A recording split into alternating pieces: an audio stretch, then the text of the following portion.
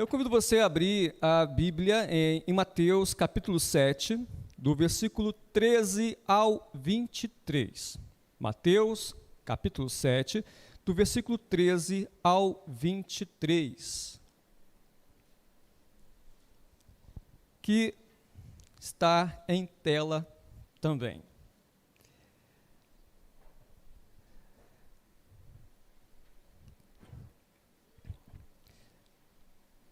Entrai pela porta estreita, larga é a porta e espaçoso o caminho que conduz para a perdição. E são muitos os que entram por ela, porque estreita é a porta e apertado o caminho que conduz para a vida, e são poucos os que acertam com ela. Acautelai-vos dos falsos profetas que se vos apresentam disfarçados em ovelhas, mas por dentro são lobos roubadores. Pelos seus frutos os conhecereis. Colhem-se porventura uvas dos espinheiros ou figos dos abrolhos? Assim toda árvore boa produz bons frutos, porém a árvore má produz frutos maus. Não pode a árvore boa produzir frutos maus, nem a árvore má produzir frutos bons. Toda árvore que não produz bom fruto é cortada e lançada ao fogo. Assim, pois, pelos seus frutos os conhecereis.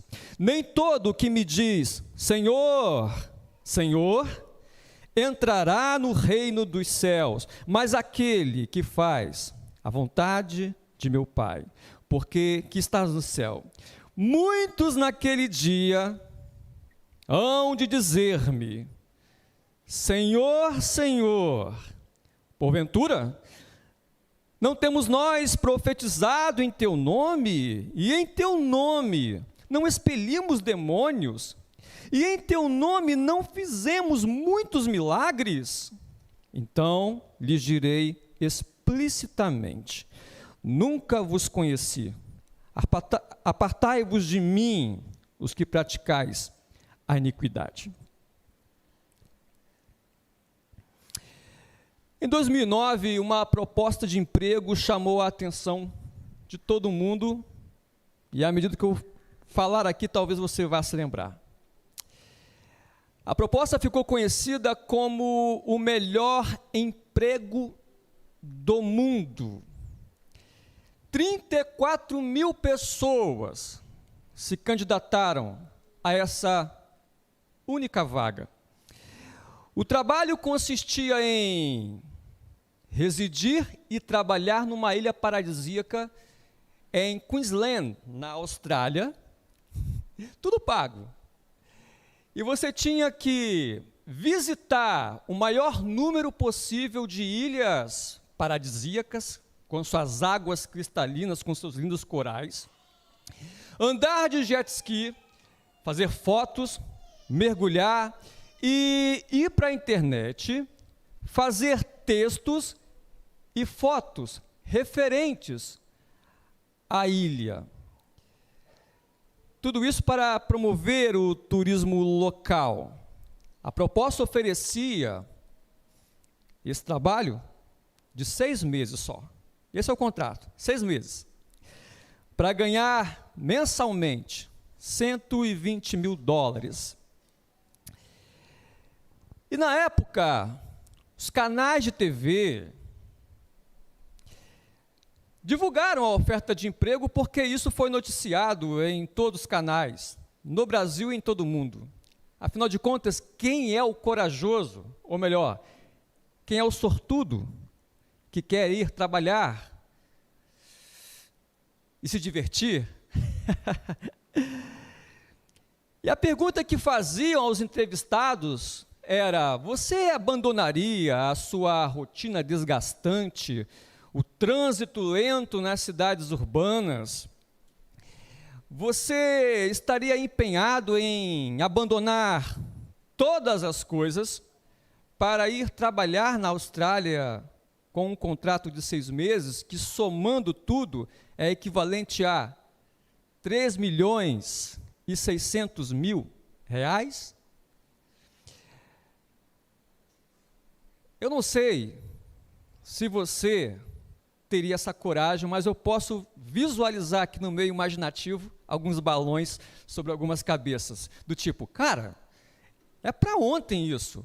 Inclusive, eu não só aceitaria tal proposta, como também pediria para prorrogarem por mais 6 meses. Eu quero morar lá, meu irmão, e sem férias. E, de fato, uma proposta assim garante a qualquer um aqui de nós uma segurança financeira para o resto da vida. E essa proposta deve ter mexido com você agora, mas já passou, tá, gente? Já aconteceu. E o cara que foi selecionado falou que trabalhou, que deu muito duro, que foi difícil, mas enfim. E voltando agora os nossos olhos para o texto de Mateus, versículo 13 ao 23, Jesus, ele promove aquilo que para a maioria das pessoas não é a melhor proposta do mundo: o reino de Deus. Porque quando ele fala de reino dos céus ou reino do mundo, ele não faz marketing, ele não fantasia a coisa, ele não vende sonhos, ele é muito direto em dizer uma coisa: todo aquele que vem após mim é bem-aventurado. Estamos no Sermão do Monte, né? Mas o que está para além do caminho do discípulo é um caminho de sofrimentos e aflições. E é sobre isso, em parte, que nós vamos conversar essa noite. E Jesus, ele ainda continua sentado naquela montanha, ensinando, como a gente já vem acompanhando há vários domingos. E é bom dizer que a mensagem de Jesus, esse sermão construído, não é para as pessoas que se opõem a Deus, não é, mas sim para o amadurecimento de seus discípulos. E há muito tempo que, metaforicamente, a vida ela é comparada à estrada, a caminho. E quantas músicas você não conhece que quando o camarada cantando fala assim, olha, porque o meu caminho, ou seja, é a minha vida, enquanto se anda, se vive. É interessante porque também no grego é assim, né? Andar e viver é praticamente a mesma coisa. E o puritano inglês John Bunyan, ele escreveu a sua obra magna, o seu livro, O Peregrino, em 1678, que relata aquilo que é a alegoria da vida cristã. O cristão, ele é comparado a um peregrino que caminha por lugares aonde ele tem aflições, aonde ele se sente com medo, aonde até podemos dizer que ele tem algumas dúvidas. E o interessante, pessoal, é que quando Bunyan escreve esse livro, ele está vivenciando exatamente um momento assim. Ele estava numa prisão, ele estava num presídio. É num presídio que nasce o livro O Peregrino, que inclusive, depois da Bíblia, é o livro mais lido no mundo inteiro e também mais vezes reimpresso. Então, note que na literatura que ele faz, o cristão, ele está caminhando para frente, mas muitas coisas acontecem, e coisas até que ele não estava por esperar, mas acontecem. E as metáforas, elas são um meio de facilitar o entendimento do ouvinte. E é por isso que Jesus vai fazer o uso frequente delas, tudo para tornar a coisa mais didática, mais simples, mais facilitada. E ainda bem por isso, né? E ele agora vai fazer no versículo 13 e 14 uma metáfora usando a porta. E eu não sei por quantas portas você passou hoje, mas é bem verdade que todo dia a gente passa por uma porta. Frequentemente passamos por uma porta. E você já teve a experiência de entrar no ônibus, sabe aquelas catracas, né?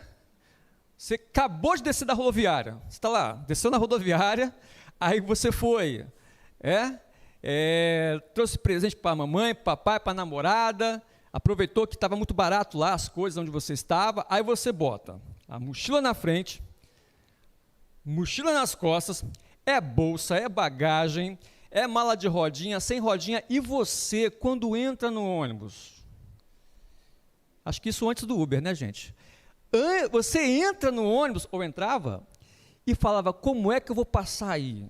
Aí você fica assim, será que não tem um engenheiro, alguém para imaginar um ônibus, convenhamos, onde uma catraca seja mais decente, mais larga, né? A gente fica irritado, porque não dá para passar com muita coisa. E essa é a premissa, gente, da porta estreita, daquela porta que é apertada. Não dá para ser assim, carregar um monte de coisa. Porque na porta estreita, ninguém vai conseguir passar por ela carregando a sua bagagem de trecos. Não vai dar, tu vai parar nela. Você vai ficar preso nela. Não consegue passar. E essa bagagem de treco, dentro do que eu posso dizer de metáfora, é aquilo que você considera como sendo mais importante do que fazer a vontade do Pai. Não dá para você carregar esse monte de coisa e disputar entre passar e não fazer a vontade do Pai. E talvez a bolsa que tem te impedido de passar pela porta estreita seja a bolsa das convicções, aquela bolsa que você não quer soltar, aquela bagagem pesada que você não quer largar por nada, que é aquela bolsa da tua convicção de que você não vai perdoar aquela pessoa que te ofendeu, você não vai resolver a mágoa com ela é que se vire. Você não quer largar essa bolsa, ela é pesada, ela é grande, não vai passar na porta. Talvez a sua bolsa de convicção seja aquela de que você quer tentar passar do jeitinho mais fácil, tentando, ainda contudo, levar para dentro dela as tuas convicções de que não é necessário abandonar a vida de pecados. Não vai abandonar, você não vai passar. Não tem como, amigo, é apertado. É muito grande a bagagem. E é no versículo 14, Jesus afirma que poucos, aí você vai encontrar o paralelo com a outra porta. Poucos acessam essa porta. Poucos querem essa porta. Poucos passam por essa porta. Porque você vai ter que negar a si mesmo. E meu irmão, quando a tua vida não nega a si mesmo, você já escolheu adorar o seu próprio eu. O caminho com Cristo é um pouco pesado. Ele nunca escondeu isso, ok? Nunca escondeu isso. é pouco apertado, difícil. Por quê? Porque é um caminho que vai implicar em dor. É dor na hora da tentação, é dor de saber dizer não para aquela proposta indecente, é dor de saber lidar com os impulsos que ainda batem aqui na porta do coração. Sofre. Obedecer a Deus, sofre. Porque a porta é estreita e a maioria das pessoas, elas não querem essa porta, mas tem uma coisa que você tem que saber guardar. Como o texto fala, é a porta que leva à vida. Queira você ou não, é a porta que leva à vida, meu irmão. É a porta que leva à vida. E você lembra que no comecinho aqui a gente falou da melhor proposta de emprego do mundo? Pois então, a proposta, foi tentadora, mexeu com muita gente. De fato, a maioria das pessoas, elas não consideram a proposta de Cristo, ou seja, passar por uma porta estreita como algo mais fascinante. Não, a maioria não enxerga isso com bons olhos, gente.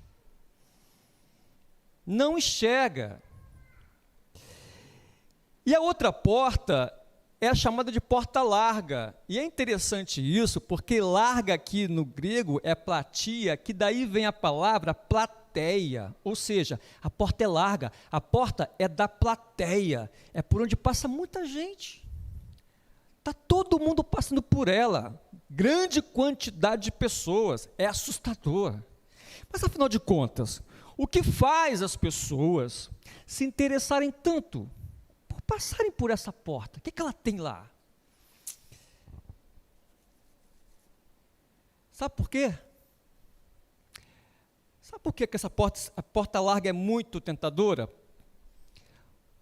Porque ao contrário da porta estreita, a porta larga vai permitir você, minha amiga, meu amigo visitante, a levar consigo aquelas tuas bagagens. Essa porta te aceita, com tudo que você tem. Não há impedimentos. Você pode passar por ela, com as suas bolsas de convicções reprováveis. E se essa é a porta que tem te prendido, que tem te seduzido, que é onde você tem parado e ficado, ou melhor, passado por ela, eu quero que você saiba que essa porta, meu amigo, é a porta que vai te vender ilusões a um preço muito caro. Ela faz te sentir grandão, forte, atualizado, mas ela é a porta que te custará muito caro. E em 1929, surgiu aquilo que é o Festival do Oscar. Uma grande festa, né? O Festival do Oscar, ele nasceu de uma iniciativa de premiar os melhores filmes e também os melhores artistas. Você aqui, que já perdeu uma noite de sono acompanhando o Oscar, sabe que é um momento muito aguardado. Se é aguardado para você que é cinéfilo, gosta de filme, imagine para aqueles que estão concorrendo a alguma categoria. Gente, as pessoas, elas vão desfilar por um tapete vermelho. É o tapete que é o trajeto que pode selar os nomes delas no ponto mais alto do destaque da fama. São diretores, são atores coadjuvantes, enfim, várias categorias. E quando as pessoas desfilam por esse tapete vermelho, tudo que se vê são flashes. Flashes, e mais flashes, e mais poses. E as pessoas desfilam com as suas roupas mais caras, algumas joias caríssimas são alugadas. Há um trajeto que pode levá-las a marcarem o seu nome para sempre. O tapete vermelho se torna o trajeto de grandes sonhos. E por quais caminhos você tem preferido andar? Não me responda, responda para você mesmo. Por quais caminhos de perdição você tem aí se ancorado e fingindo que não está nele?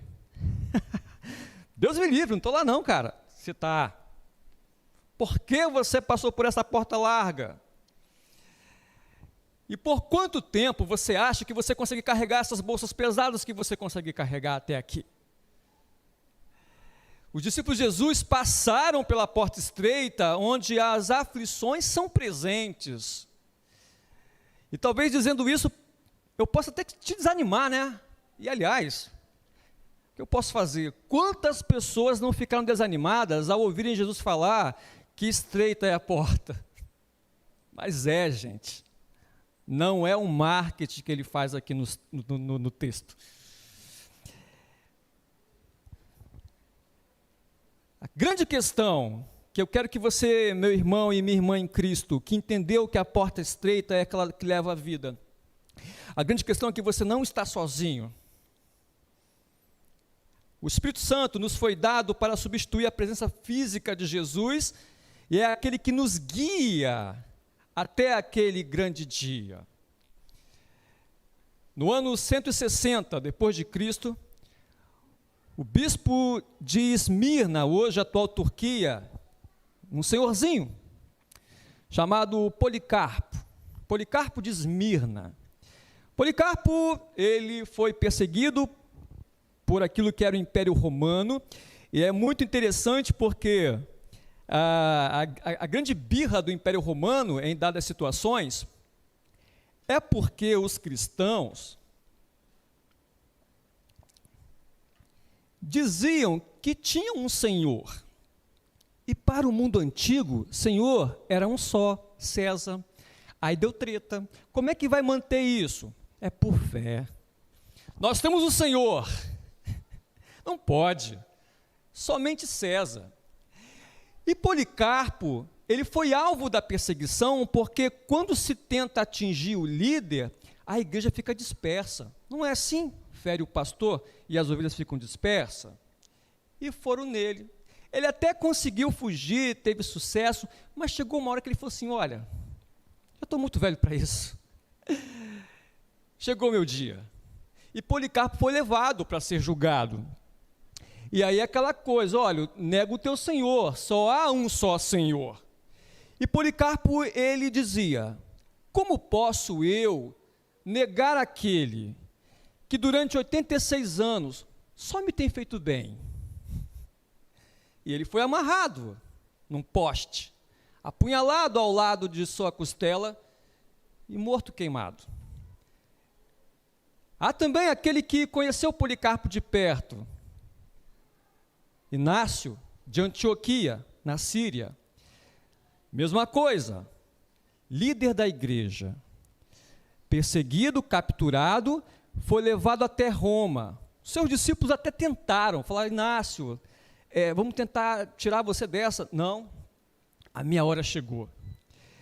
Inácio, ele fez uma confissão que ficou registrada nos livros de história da igreja, quando ele falou, sou trigo de Deus, para ser moído, triturado pelos dentes das feras, para ser encontrado como pão puro de Cristo.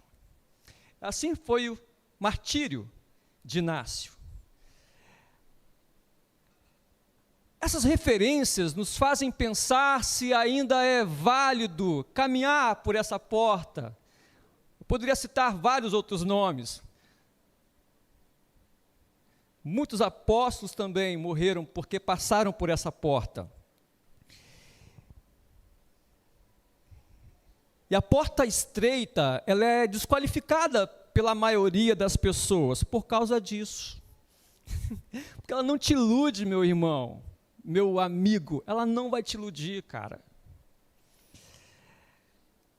É o caminho de piedade debaixo da vontade de Deus, É o caminho que muitas vezes, e eu vou te falar a verdade, é feito com choro, é feito com lágrimas, porque você vai perder amigos, você vai ser assediado moralmente no trabalho, você vai sofrer com zombarias, você vai sofrer com certos tipos de discriminação, você vai passar por embates pessoais, vai passar sim. E Cristo nunca escondeu isso de ninguém. Mas é a porta que leva à vida, é a porta que leva à satisfação, é a porta daqueles que se identificaram com Cristo, com as doutrinas de Cristo, com os ensinos dele. E por falar em doutrina, a próxima parábola, as duas árvores, mostra que nem tudo o que aparenta ser, de fato é. E eu, quando era criança, um shampoo fez muito sucesso, Denorex, né? Os mais aí vão saber. Até me esqueci o slogan, mas era tipo assim, parece que é, mas não é, uma coisa assim, é Denorex, é o shampoo. Mas, meus amigos, o que tem de coisa parecendo que é, mas não é, e enganando até aqueles que se dizem os mais sábios.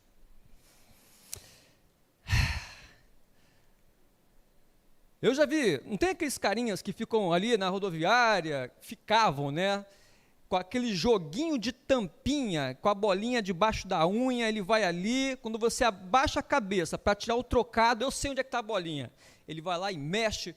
Quanta gente foi enganada nesse truque, e ainda é enganada. É exatamente o ponto do versículo 15 ao 20, aonde Cristo agora vai tratar de duas árvores.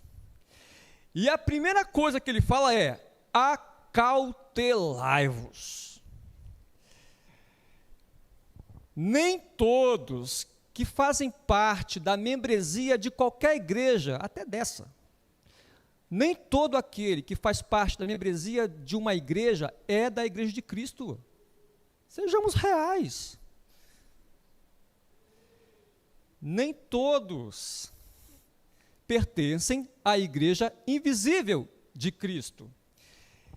O próprio Cristo está dizendo isso, o dono da igreja está falando isso. E, lamentavelmente, essas pessoas, elas que parecem que estão se identificando com o ministério da cruz, ou seja, estão carregando uma cruz à semelhança do mestre, não, estão carregando uma bagagem pesada, com as convicções que elas não abrem mão, as convicções pecaminosas. Não vai passar na porta, você não vai passar. E aí, meus amigos, não só carregam a bagagem pesada, como também carregam uma fantasia, um disfarce de ovelha. Engana, rapaz, é igualzinho, mas não é. E podemos nos perguntar, por que que uma pessoa assim se dá o papel de fingir que é discípulo de Cristo? Porque uma pessoa assim se dá o papel a disfarçar-se de profeta, quando na verdade é um falso profeta. O que que ela ganha com isso? Ah, meu amigo, ela ganha popularidade. Popularidade é aquilo que ela persegue dentro da igreja. E consegue, tá? E tem gente conseguindo. Eles entram na igreja, até que revelam uma certa prestatividade, expressam algum tipo de iniciativa, né, de utilidade, mas elas miram na ingenuidade de certas ovelhas e vão distrair ovelhas, vão desviar ovelhas. Isso pode levar um certo tempo, mas pode ser que elas consigam. E esse é um grave perigo que tanto Cristo usa, se referindo à figura de um lobo. O lobo que está faminto, que está voraz, ele está com fome. Não é brincadeira, não. E o termo falso profeta aqui, literalmente, pseudo, é falso, é o falso profeta, aquele que se diz profeta. E essa mesma descrição de pseudo também pode ser usada para pseudo-irmãos. O próprio Paulo fala que entre vários perigos que ele corria, de enfrentar naufrágios, de enfrentar a fome, de enfrentar a nudez, ele enfrentava o perigo entre falsos irmãos. Pseudos irmãos, aqueles que se dizem irmãos, mas qual o objetivo deles? Tentar, de alguma maneira, minar, extraviar as ovelhas do curral. Eles não querem a porta estreita, mas fingem como se já tivessem passado por ela. E Jesus admite que eles fingem bem. Gente, eles fingem bem. São artistas. Admite, fingem bem. É por isso que a ovelha tem que ter o discernimento correto. E aqui no versículo 16, ele vai fazer uma pergunta retórica, e eu vou pedir aqui a ajuda do slide, porque ele vai perguntar: colhem-se porventura uvas dos espinheiros, ou figos dos abrolhos? Ele faz uma pergunta. Ele está perguntando. A grande dificuldade é porque nós aqui, nesse metro quadrado aqui, nós temos dificuldade de entender o que é abrolho. Ah, é uma ilha lá na Bahia, né, cara? Também é. Mas o que ele está dizendo aqui? Então, a imagem que eu vou pedir para colocar aqui é aquilo que provavelmente seja J. Carson, um grande nome no meio protestante, no grego, ensino professor de grego.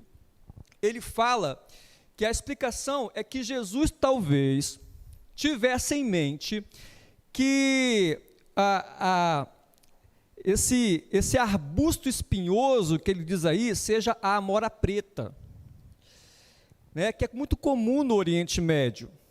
De longe se assemelha a de longe, tá? A um cacho de uva. Então, de longe você olha assim, rapaz, parece uva. E da outra feita, no outro slide, ele vai usar o exemplo dos abrolhos, que são plantas espinhosas também,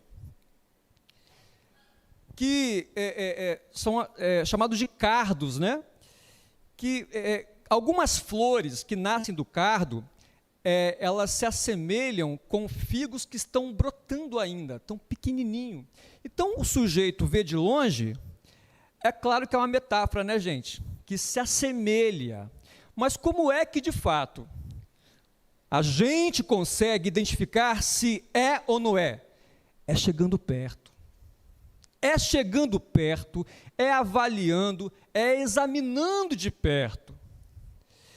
E como é difícil, meu amigo, olhar para aquilo que está se passando no coração de cada pessoa. Eu estou aqui na frente, conversando com vocês, mas eu não sei o que de fato se passa aí no seu coração. Porque é difícil saber, identificar. Mas podemos, com o tempo, perceber o que é que está nascendo daquela árvore. Sabe por quê? Porque a árvore só pode dar a fruta que é dela, que é da natureza dela, que é da espécie dela, que é do tipo dela. Se ela é uma árvore boa, ela vai dar frutos bons. E se for ao contrário, vai dar frutos ruins, frutos maus. E como é que eu consigo observar, meu amigo, minha amiga, a natureza daquilo que é perverso e daquilo que, de fato, é dos céus? Eu preciso estar ciente dos ensinos que Jesus me traz, doutrina. Eu preciso observar os ensinos de Jesus. E geralmente essas pessoas, gente, que se apresentam como falsos profetas, elas enganam com pelo menos duas armas. Carisma é uma delas. Sabe aquele cara, ele aparece aqui na igreja, ninguém sabe de onde veio. O cara é carismático, ele é super envolvido, ele consegue ser simpático, se movimentar entre todos os campos, né, jogar todas as posições, ele consegue ser articulador, ele consegue se comunicar bem com os departamentos. O falso profeta, ele é assim. Ele é muito prestativo, disfarça bem. As pessoas vão considerar que ele é dos céus porque ele apresenta, ou pelo menos aparenta, ter boas atitudes, boas iniciativas. Mas boas iniciativas podem ser caracterizadas como engano também. Eles são espertos. Eles usam Bíblia? Usam, Falso profeta não usa a Bíblia? Aonde, meu amigo? Usa a Bíblia. E claro que usa a Bíblia. A grande questão é que eles pegam a Bíblia como uma ferramenta para argumentar assuntos, doutrinas, tudo desconectado, mas consegue, através do carisma, impor às pessoas algum tipo de confiança, e as pessoas acreditam neles, mais do que na palavra. E muita gente é enganada, meu amigo. Eu digo para você que é da igreja, cuidado para você não ser enganado. Sabe quem eles vão enganar? Geralmente, eles enganam pessoas que não se sujeitam a uma vida de leitura bíblica. E você dando mole aí para a nossa EBD, que não está vindo.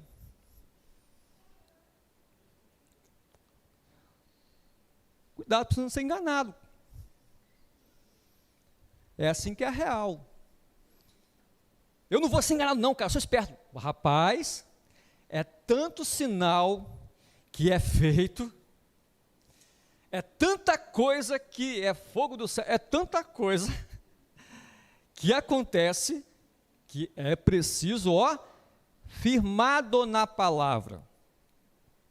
E recentemente, um pastor, meu amigo, eu olho meu reels do Instagram, eu não sei o que acontece, porque só aparece coisa que eu não gosto. Eu não sei se uma vez eu comentei, curti, e esse negócio vem me perseguindo. Eu passo reels e é só coisa de falso profeta. E um desses reels, o camarada, e ele é famoso, tá? Ele falou bem assim, filma aí, câmera. Aí o câmera foi e filmou aquela grande quantidade de pessoas. Rapaz, um auditório, lotado. Aí ele falou assim, quem aí já ouviu dizer que eu sou um falso profeta? Todo mundo, levanta a mão aí. Quem aqui já ouviu alguém comentar aí que eu sou um falso profeta? Aí todo mundo, eu. Todo mundo falando que era falso profeta. Todo mundo está dizendo, é verdade, já ouvi. Então me explica uma coisa. Olha agora a câmera, olha aqui para mim. Se eu sou falso profeta, como isso aqui está tudo lotado de gente? Dá um glória a Deus, irmão. Glória a Deus. Meu amigo, quantidade não quer dizer muita coisa, não. Está todo mundo lá.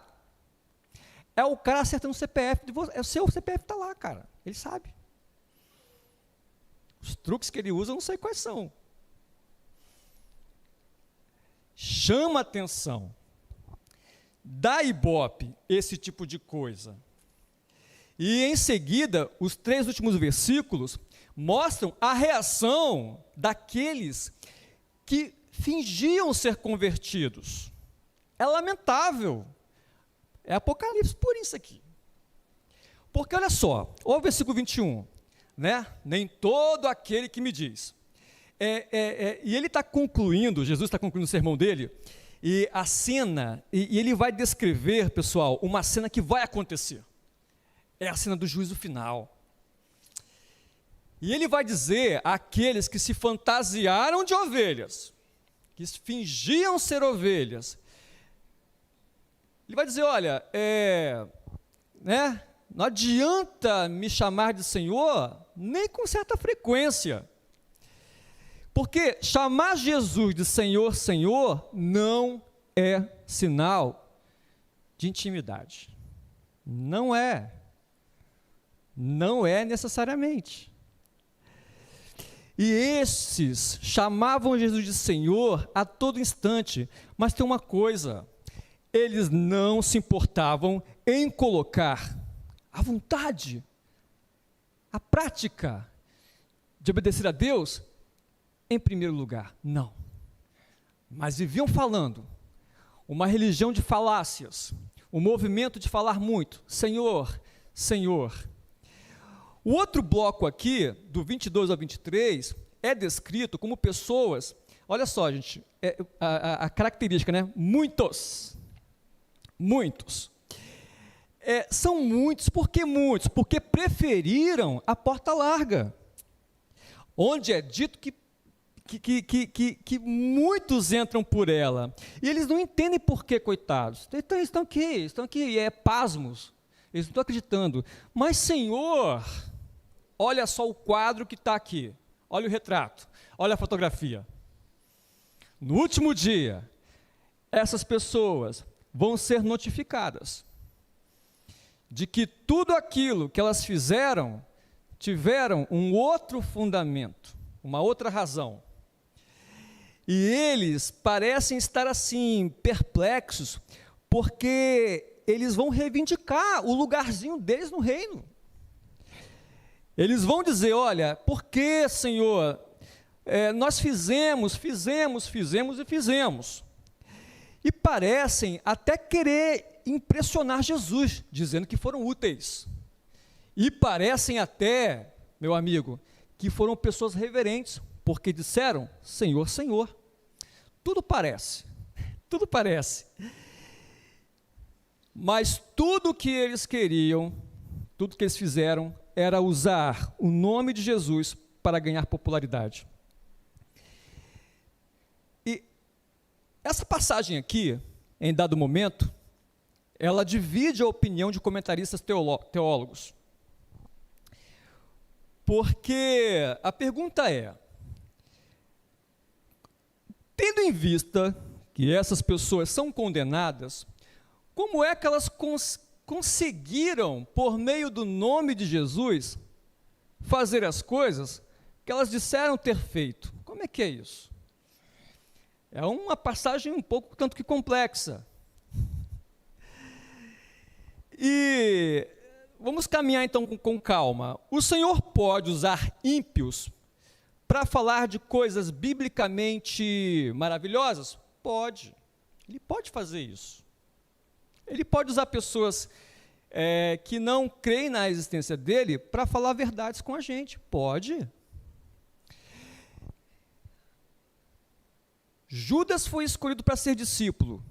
Em Mateus 10:1, diz que foi conferido a Judas poder para expulsar demônios. E, no entanto, o apóstolo Paulo, quando escreve a segunda carta aos Coríntios, vai dizer que a igreja tinha que ficar bastante ligada, em alerta, porque havia no meio da igreja aqueles que eram os falsos apóstolos, que na verdade eram obreiros fraudulentos. E aí ele vai concluindo dizendo o seguinte, olha, mas gente, não é de se maravilhar, porque o próprio diabo, ele se transforma, se transfigura em anjo de luz. Então nós temos aí aquilo que poderíamos dizer que é aquilo que é a permissão de Deus, porque a Bíblia também apresenta o espírito de erro, e aí teremos que, trazer aqui uma tese sobre isso, mas podemos caminhar com as duas hipóteses, da fraude e daquilo que o Senhor então permite por graça, conceder por graça. Mas no fim das contas, esses que estão aí perplexos, tentando ainda assim justificar que a sua utilidade deveria ser levada em conta, esses serão cortados como árvore e lançados no fogo do inferno. Eu quero concluir dizendo que dentre todas as coisas que a sua vida tem você deveria considerar como a principal fazer a vontade do Senhor. E nós aprendemos nesse sermão que tudo aquilo que vem sendo dito aqui é para os crentes, é para os cristãos, é para os discípulos. E é necessário que você e eu tenhamos discernimento para distinguir qual é a porta estreita, qual é a larga, o que é o lobo da ovelha e, por fim, discernir qual é a vontade do Senhor. E todas essas instruções, meus amigos, e você que aqui nos visitou e você que está também nos acompanhando pela internet, tudo isso só terá êxito se você estiver alicerçado, firme e construído a tua vida de fé sobre as palavras de Cristo. E assim você não vai ser abalado. Cuidado com as sensações, ok? Cuidado com os arrepios. Nossa, ele fala bem, estou arrepiado, tudo que ele diz é verdade. Calma. Examine os oradores, examine os pregadores, examine os mestres, examine os artigos que chegam até você. Examine como? Pelo filtro da Bíblia. Cuidado com as sensações. Eu estou sentindo que é de Deus. Cuidado com isso. Nos dias do profeta Jeremias, ele predizia que o muro de Jerusalém iria cair por meio da invasão dos babilônios. Enquanto isso, os falsos profetas diziam para o rei e diziam para o povo: fica tranquilo aí, gente. Está tudo certo. Nada vai acontecer de ruim com a gente. A verdade é que a porta larga dá ao homem aquilo que ele quer. E o falso profeta diz ao homem aquilo que ele quer. Eu tive um amigo que eu frequentava a casa dele e ele a minha. A gente lanchava, a gente saía, íamos ao cinema, assim, e ele tocava na igreja. Tocava instrumento na igreja. Eu tentava manter com ele uma conversa cristã decente. Muito difícil, tá? Acabou o culto, a conversa dele era outra. Eu não conseguia manter o cara numa conversa cristã decente. E aí, um dia, no Facebook, ele postou, ele mudou lá a religião, né? Ele mudou lá. Fulano agora é ateu. E aí eu me lembro que os nossos jovens foram para as redes, foram lá para essa timeline dele, né? E começaram a bombardeá-lo com perguntas. Por que isso, cara? Por que isso, cara? Tá brincando comigo, né? Ele dizia: não, agora eu sou ateu. E aí eu pensei em falar alguma coisa, mas eu pensei: não, deixa todo mundo falar. E em particular eu perguntei: amigo, aquilo que você postou lá no Facebook é aquilo mesmo? É verdade. E eu perguntei: cara, desde quando você é ateu? Ele respondeu: desde sempre e silenciosamente. Estava com a gente, estava ceando com a gente, estava tocando música com a gente, estava lanchando com a gente. Parecia ser um dos nossos, mas não era um dos nossos. No fim das contas, muita gente vai aparecer dizendo para Jesus que tudo que elas quiseram era o reino. As pessoas vão alegar isso, que tudo que elas querem é o reino dos céus. Elas vão dizer isso. Até chamam Jesus de Senhor, mas ignoram fazer a vontade dele. ignoram uma vida de obediência. Tudo o que sabem dizer é: nunca matei e nunca roubei, como se isso fosse um critério para lá de meritório. E se você percebe que passou pela porta larga e está preso nela, e hoje entendeu que é o caminho de perdição, o caminho de morte, e quer se reconciliar com o Senhor, nós estamos aqui para ajudar você. Estamos aqui como igreja para receber você, para conversar com você, para tratar de você. Não deixe para outro dia. Venha hoje para Cristo, hoje mesmo.